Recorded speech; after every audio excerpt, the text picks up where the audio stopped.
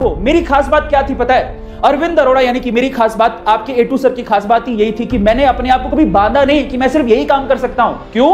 मैं कुछ भी कर सकता हूं दुनिया में। मैं झाड़ू लगा सकता हूं, पोछा लगा सकता हूं, अपने घर पे भी मैं पोछा लगाता हूं क्योंकि मुझे किसी और की जरूरत नहीं है। 5 मिनट अगर पोछा लगाते तो वर्जिश भी हो जाती है यार।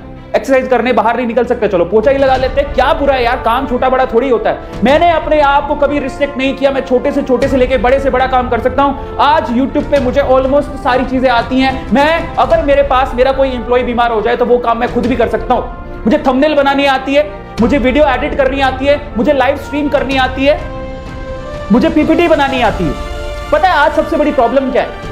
आज लोगों की सबसे बड़ी प्रॉब्लम है, वो ये कहते हैं कि मुझे तो साहब यही काम आता है, इसके अलावा कुछ नहीं आता। मैंने यानी कि आपके ए टू सर ने, मैंने हमेशा ये सोचा कि स्किल होती है साहब, सीखो, जिंदगी में कभी काम आएगी।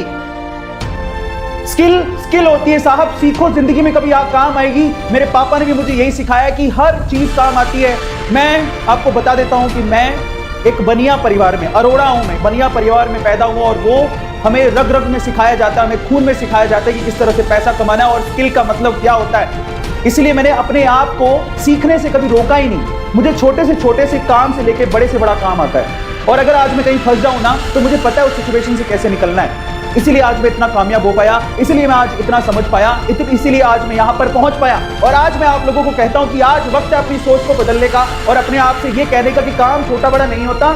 सबसे पहले नंबर 2 कि मुझे सिर्फ इतना ही आता है या मैं यही कर सकता हूं, यह आपकी प्रोग्रेस को रोकता है। और आप समझ लीजिए कि वक्त एक जैसा नहीं होता। कोरोना ने सबको शक्ल दिखा दी। आप खुद बताओ कि क्या यह सच बात नहीं है?